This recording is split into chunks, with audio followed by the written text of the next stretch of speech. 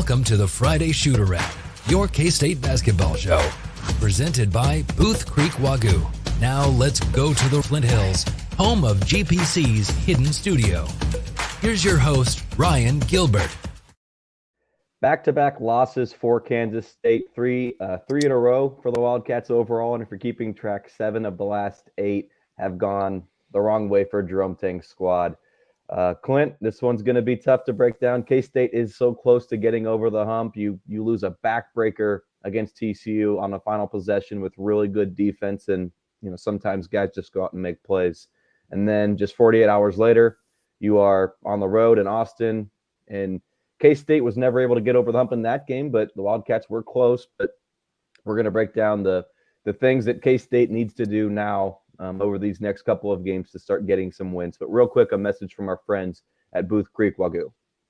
From the tailgate to the back deck, remember to elevate your grilling this season with our friends from Booth Creek Wagyu. Their ranch is located just north of Manhattan and proudly raises authentic Wagyu beef from farm to table. Visit their retail locations in Manhattan and Overland Park or online at boothcreekwagyu.com.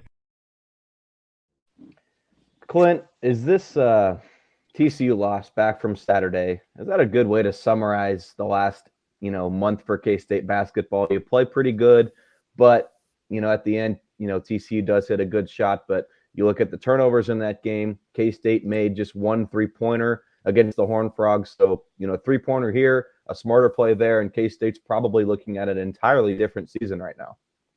Yeah, and had the opportunity to win the basketball game, and even though we didn't shoot it well, and that's kind of been one of our nemesis. In games we don't shoot the basketball well, except 1 for 15 from 3. It's actually our 10th lowest in school history. You say, well, if we go with our 11th lowest shooting percentage from 3 in school history, maybe we win, not the 10th lowest.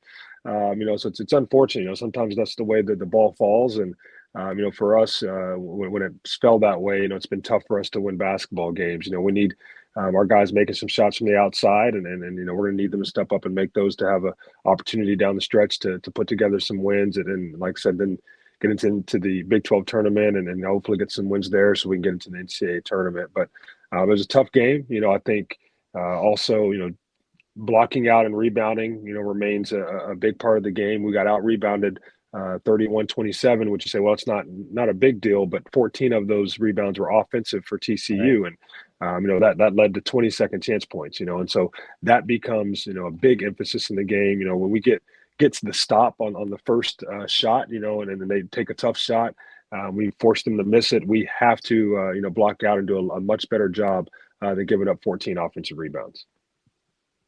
You got to protect the home court in the Big 12, and that's probably the most frustrating thing about this loss is that K-State let one slip away, and now you've not only got to defend that home court moving forward, but you kind of have to steal 1 or 2 on the road if you want any shot at the NCAA tournament. So protecting home court, Clint, that's another aspect of this loss that, that's going to hurt K-State.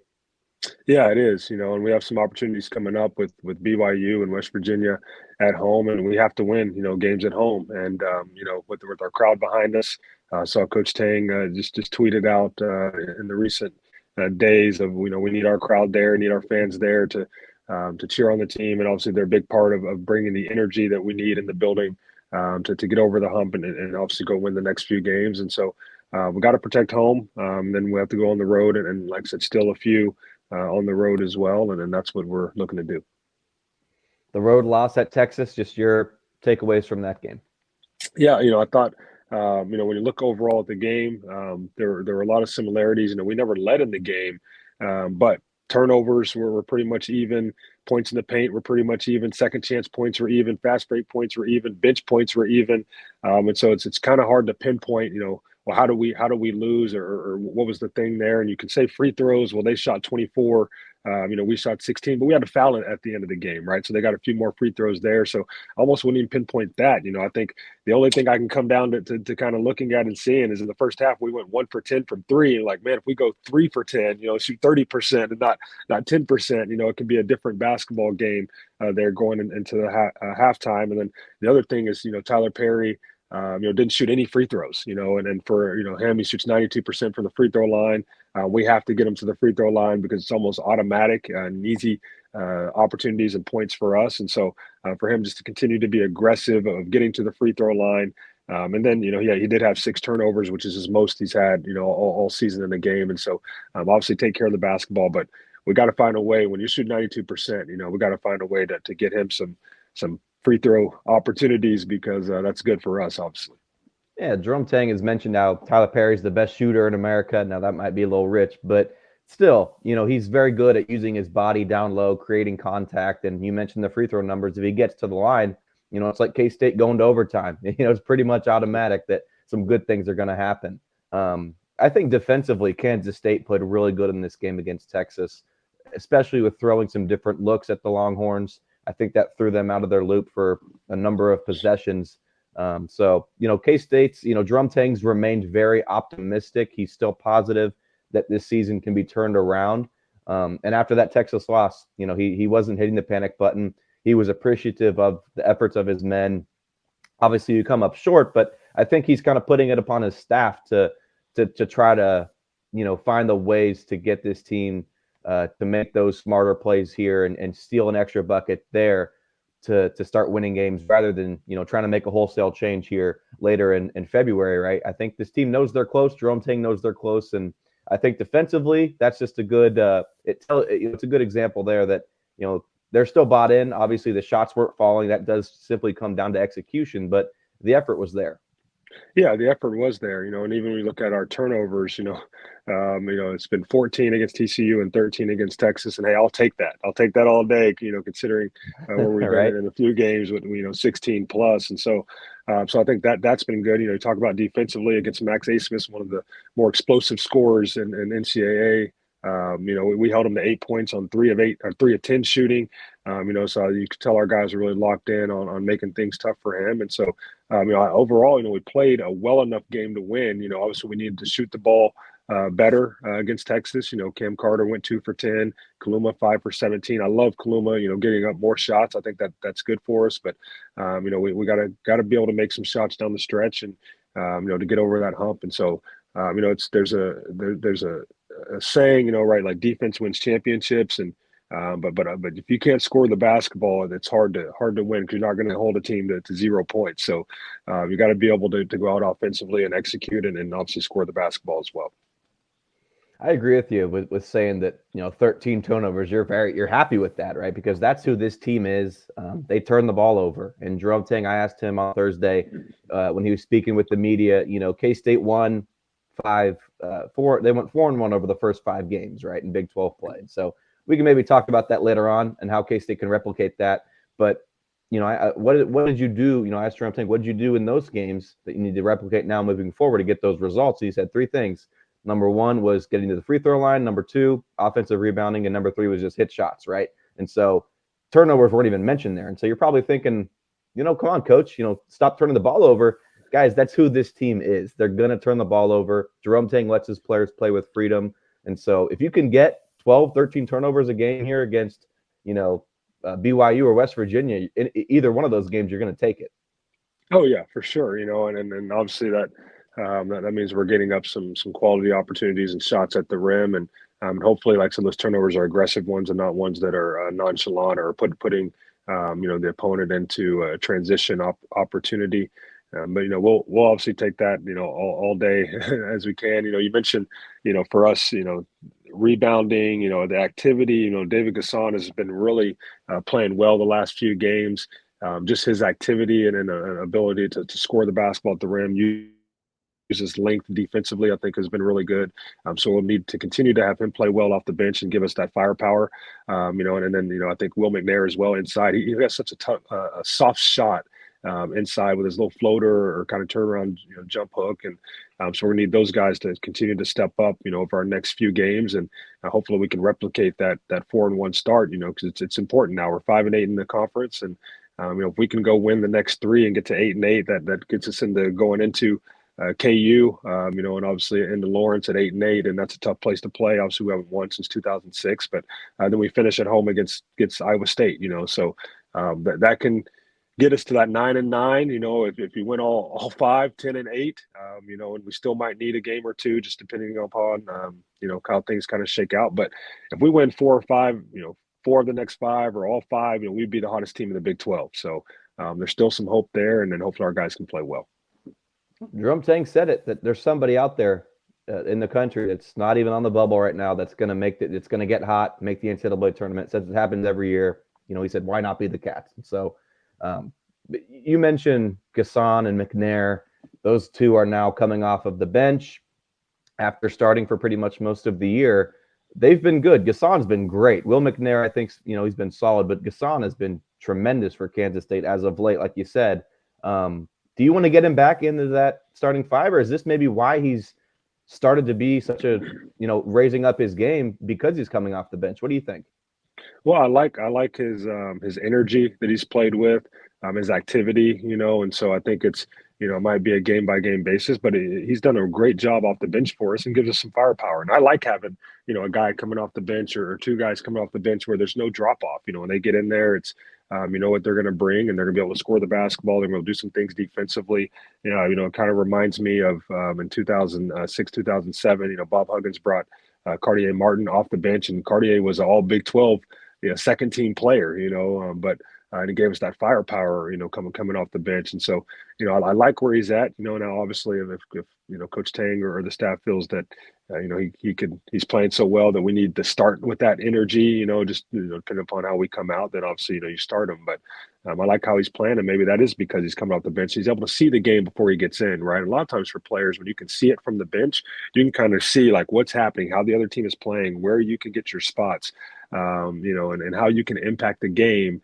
Because you're able to kind of process it before you get in there. And that's what I think Hassan's doing. Cam Carter, I think it's safe to say he's in a little bit of a slump. 6 points against TCU and then 8, I believe, against Texas. And so those are well under his, season averages. He's getting double figures pretty much night in and night out this season. So what's it going to take for Cam Carter to maybe snap out of this? Just is it as simple as seeing the ball go through the net? Yeah, I mean, he's shooting, 3 for 17 in the last 2 games, from the field. And so, definitely a ball going through the net, get to the free throw line. He did get there a few times our last game, shot 4, made all 4. I think that obviously helps, just seeing the ball go through. But he has to continue to be aggressive. We know we need him to be aggressive, not only shooting from the outside, but driving the basketball and using his athleticism to get to the rim, to hopefully get fouled or finish at the rim. And so, we need him playing well. I think we have kind of a 3-headed monster. And then for us, when they all play well, being Kaluma, Perry, and Carter, obviously it bodes really well for us, especially when you have guys coming off the bench like Gasson and McNair, and you have, Day-Day Ames playing with a lot of energy. Then it makes us a tough team and a tough team to beat. So hopefully Cam can get it going. I think this next stretch will give him opportunities to just kind of relax, play his game, and then get back to doing things that he was doing early on in the year. I think that's part of the ebbs and flows of a season, right? When you're playing hot, you get atop that scouting report for the opponent, and then you're going to come back down a little bit. Teams are going to forget about you. And so I'm not, concerned about Cam Carter, but there's no denying that, he is maybe struggling a little bit right now, whether that's mentally, who knows. But that's the joy of basketball. You get 2 games every week, and, you got to have a short memory. And so before we take a break here, Clint, the short memory that I mentioned here, K-State, Jerome Tang's always talking about how it's a 1-game season. They put a game in a box and move on to it and prepare for the next one. So K-State has lost 7 of 8, right? This is a pretty nasty little funk that the team is in right now. So I guess what is your message if you're Coach Tang? You're a coach, right? What's your message to your team? Are you still staying true that guys, we're so close, we're treating this game like it's another loss, or are you looking bigger picture saying, guys, our NCAA tournament hopes are dropping with each and every loss, right? This is a funk that we've got to snap out of. What would be your message to this team if you were coaching them? Well, yeah, the great thing about it is the last 2 games we've been right there. I mean, you lose to TCU on a I won't call it a circus shot, but a very tough shot to make at the end of the game. And that's one where you say, hey, if we're going into overtime, we're going to go win. As we know how we play in overtime. And then you have Texas, who I thought we played, like I said, well enough to win. There's a certain spots where obviously we couldn't score it well enough in the first half.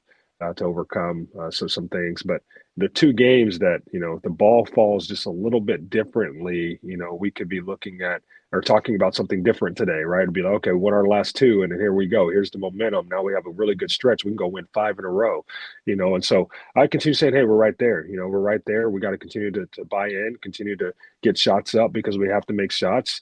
Don't get discouraged. There's no opportunity to get discouraged at this point in time in the season. It's towards the end of the season. Every game matters. Like I said, we got to go 1-0, and there's great opportunity. And the Big 12, no game is easy, no game is given. But like I said, the stretch that we have coming up, there's great opportunity for us to go turn some things around over these next 3 games. And so just got to keep the guys locked in. Against BYU, that's a game that we could have won on the road, and now they're coming to our place. So we have to get them. We have to come in with the right mindset, and we have to win. And then you got a West Virginia team that hasn't won a lot of games in the Big 12 at our place. Hey, we have to win. So you win those two, and you feel really good going in against Cincinnati. All right, Clint, we'll be sure to break down both of these games after a quick break here on the Friday Shoot-Around. We'll be right back after these messages from our sponsors. Welcome back to the show. Let's head back to the studio. West Virginia comes up on, got to check my notes here, that's on Monday, so another quick turnaround for Kansas State. But before that, it's BYU at home. So back-to-back home games for Kansas State. And I think you can really take advantage of playing at home on that Monday after playing at home on a Saturday. You've got a team coming in from, across the country both times, but especially on Monday, whereas you've been laying in your bed the last couple of nights. I think K-State, this does set up well for them to turn that, season around. Clint, before we break this down, another quick message from our sponsor, Booth Creek Wagyu. From the tailgate to the back deck, remember to elevate your grilling this season with our friends from Booth Creek Wagyu. Their ranch is located just north of Manhattan and proudly raises authentic Wagyu beef from farm to table. Visit their retail locations in Manhattan and Overland Park or online at boothcreekwagyu.com.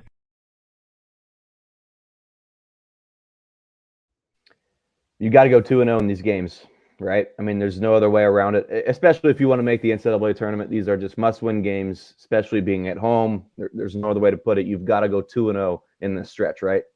Yeah, there's no doubt, and that has to be the mindset, and so against BYU, it's a team that we're familiar with, obviously already played them, had an opportunity to win there at their place. And so we got to play well. I think down there, Tyler Perry didn't shoot the ball really well, went 2 for 11. Being at home, we hope that he shoots it a little bit better. And then, we did have 16 turnovers in that game against them at their place, which ended up being a turnover percentage of about 23%. So you're talking about 1 out of every 5 possessions, we turned the basketball over. And so we hope we can take care of it a little bit better than that. 13, 14 turnovers we'll take, not 16. And then we're going to have to be physical. We know they like to shoot the basketball. Hopefully they have an off shooting night, but we have to make them have an off shooting night. So our defense has to be active. We have to be contesting shots, got to really talk and communicate. We had some breakdowns at the end of that basketball game that we cannot have, coming up on a Saturday. So it's a must-win game against BYU, and then we get that one. We turn back around and we're at home against West Virginia, another must-win game. Especially when you talk about the NCAA tournament. Both of these games at home. The committee would look hardly at if we lose them. And so it's not going to play in our favor. So we have to win these next 2. For BYU to not hit shots, I'm sure that playing in a loud environment can make a big difference. Now I know that I'm not anticipating a sellout. K-State is on a losing streak. But Jerome Tang has challenged those fans to show up. He says that they do make a difference. And so playing at home, obviously there's many reasons, but that can be, one of the factors that goes into BYU or West Virginia having a poor shooting night. Yeah, and like I said, in our place, the louder it is and the more fans that show up and the crazier it is, the harder it is for the opponent. And so we need, all of our fans to show up at the game and to be rowdy and to be yelling and to be into the game. But also at the same time, our guys have to give them that opportunity to be rowdy, right? We have to play well. The better we play, the more in tune the crowd is. And so we have to come out and not just rely on, our fans are going to bring all the energy. We have to give them energy to bring. And hopefully that starts from the very beginning with us coming out and playing desperate, and playing like there's no tomorrow because we need the win. Well, Clint, these 2 games, it's just I hate to use that cliche, but you have to have them. BYU, obviously, you lose that one on the road, and then West Virginia, you handled the Mountaineers in Morgantown, and that was a 2-0 start that K-State had. I think it was like an average of 20 points per victory over those first two against UCF and West Virginia. What does K-State need to do? I mentioned those three things that Jerome Ting mentioned earlier, but to get back to that 4-1 start, there's 5 games left in the regular season. And if I'm Jerome Tang, I'm saying, hey guys, we've done this before. We've gone out and we've won 4 out of 5, right? And I think that we can both agree that maybe beating KU on the road is not something you want to bank on. But why not protect your home court, especially against these two teams? Iowa State, obviously is a really good team, but again, Bramlage Coliseum, and then you get that win on the road at Cincinnati. K-State can win these 4 of these next 5 games. How does Quint Stewart think that K-State can actually get over the hump here? Yeah, I think it starts with the rebounding and the defensive rebounding, and I think offensive rebounding for us, that's great. Obviously Gasson can get in there, McNair, Colbert, Kim Carter gets some, Kaluma, but I think defensive rebounding and not giving teams second chance opportunities, I think is really important for us, especially a team like BYU who can be physical inside with some of their older players. So that's where I think it starts for us over these next few games, as well as, we're going to have to make some shots and shoot the ball with confidence. You hope that playing at home, our guys are obviously more familiar and we can, jump up and shoot the ball and make some shots because, I think when we make shots, it's obviously we're playing at our best. And, as a coach, the game becomes a lot easier when guys are making shots. I'm sure even for Jerome Tang, he's like, hey, if we're making shots, then players play harder when they make shots. It's unfortunate that it's that way, but when they make shots, they play a little bit harder. And as a coach, you're like, hey, just keep going. Let's go. Yep, making shots. I don't have to coach as much because we're scoring the ball. We're making shots, and so, hopefully we can make some shots over the next few games and just being locked in. We got to continue to guard as well. And like I said, make everything tough and really talk and communicate. And at the end of the games, where we start to execute really well at the end of the games, and Coach Tang talked about it, we got to make sure that we don't just rely on, okay, we're going to execute well at the end of the game. Still got to be locked into doing the right things throughout the game, to give us a chance to execute at the end of the basketball game. So hopefully, like I said, we can block out and rebound, we can make some shots, and we can defend and make everything tough. Then that'll bode us well and to be able to execute down the stretch to win.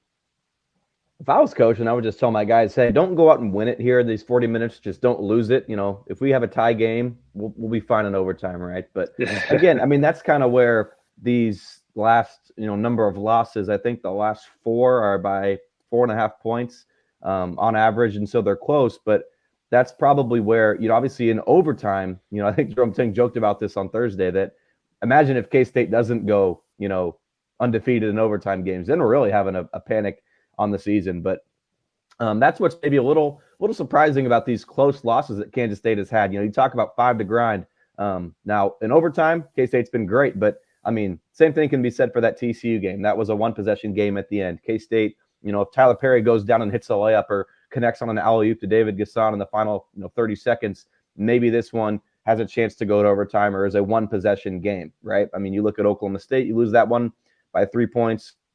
And then BYU was a 6-point loss, right? So K-State's close, right? But getting back to that main point here, it's you haven't seen that 5 to grind come out in them as of late. Now in those overtime games early on in the year, it's come out, but K-State's not getting over the hump late in these games. You hope that K-State. I think the goal is to just keep games close, right?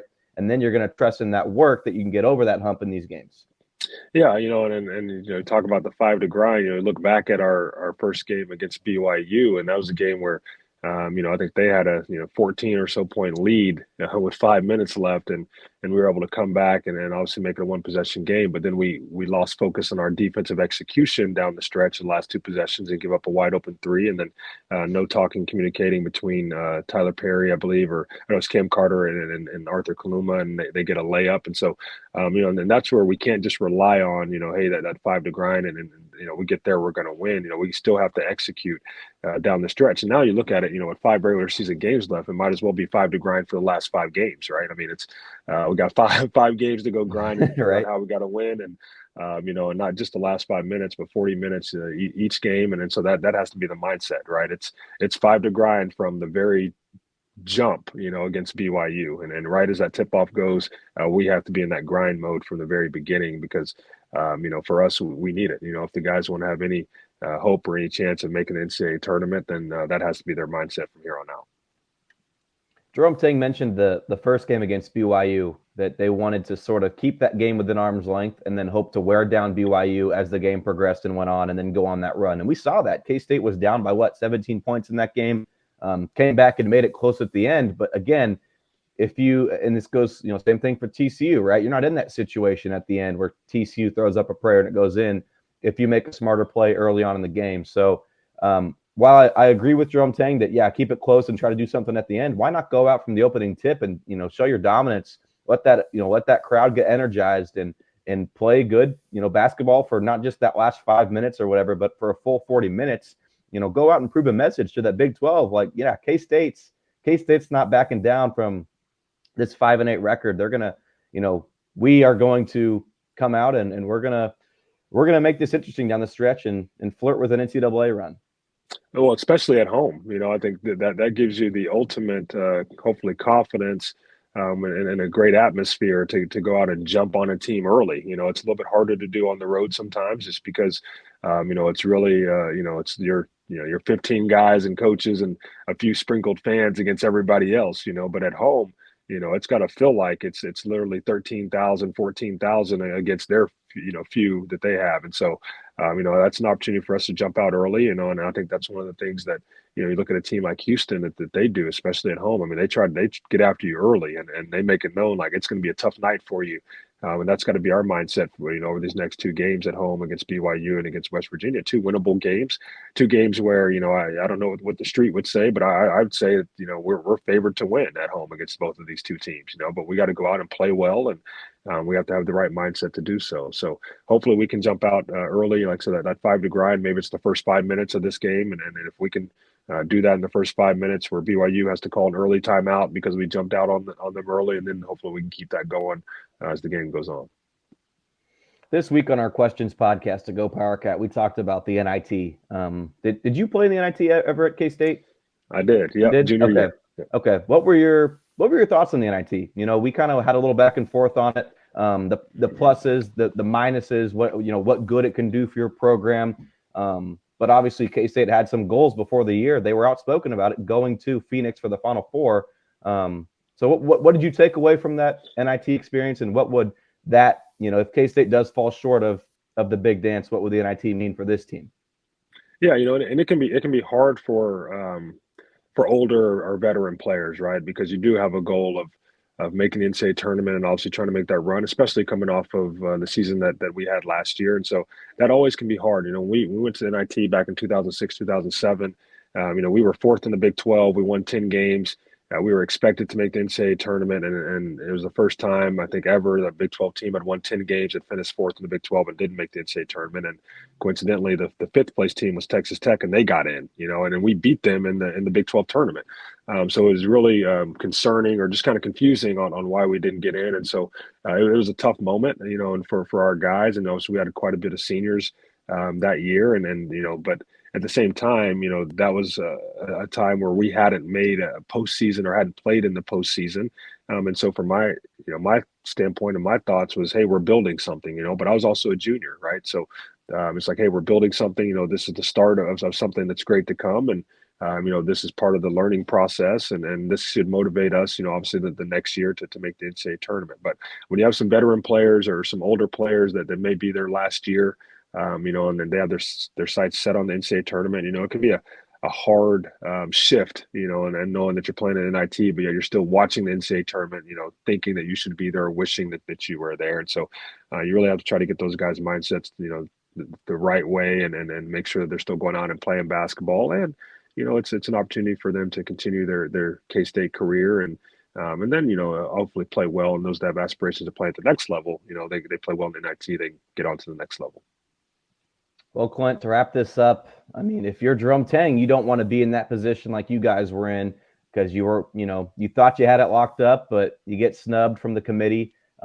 if you're Drum Tang, you're saying, guys, like, let's go out and win every single game so that there's nothing, there's no controversy here, especially if you win that conference tournament, right? You're automatically in it. So, obviously the NIT for K-State, I think a lot of fans have sort of just, I don't want to say accepted, but just a lot of people just think that's where K-State's going, and that's not unreasonable to think. But, there is still 5 games left. K-State's shown that they're capable of going 4-1 in a Big 12 stretch. So it's now or never, though, for Kansas State, Clint. Yeah, and we've beaten, some of the top teams in the Big 12. When we think about KU and Baylor, and I think we've played with just about everyone except for Houston, and hopefully if we weren't playing them at their place, it was either our place or a neutral floor, maybe we play a little bit better. And so there's still opportunity there. There's so much parity in the Big 12. I don't look at it as a situation where you say, hey, we're 10th in the Big 12, but we're not a 10th place Big 12 team. I think, really from 1 to 10, there's a lot of parity, and the ball falls a different way. Maybe, we're not 10th, we're 5th. And so there's still a lot of games to be played. There's still opportunity to be there for us. And but we got to, it's now or never as well. And so we got to win some games. If we can go 4-1 and in the last 5, and then, maybe win 1 or 2 in the tournament, or like I said, go win them all in the tournament and get in that way with the automatic bid. That'd be great as well. But like I said, it is now or never, so our guys have to understand that and be locked in every single game. Okay, Clint, I appreciate your time as always. We'll be back here next week on the Friday shoot around. And, well, Clint, we better be talking about 2 wins for K-State at home. And if not, we'll break down what went wrong for Kansas State. But coming up on Saturday, a must-win game against BYU. Coming up on Monday, again, a must-win game against West Virginia. But we'll be back here next week on the Friday shoot around. Clint, we'll talk to you soon. All right, let's get it. This has been a GoPowerCat.com and Spirit Street production. Please support this show by subscribing to this YouTube channel or follow us on your favorite podcast platform.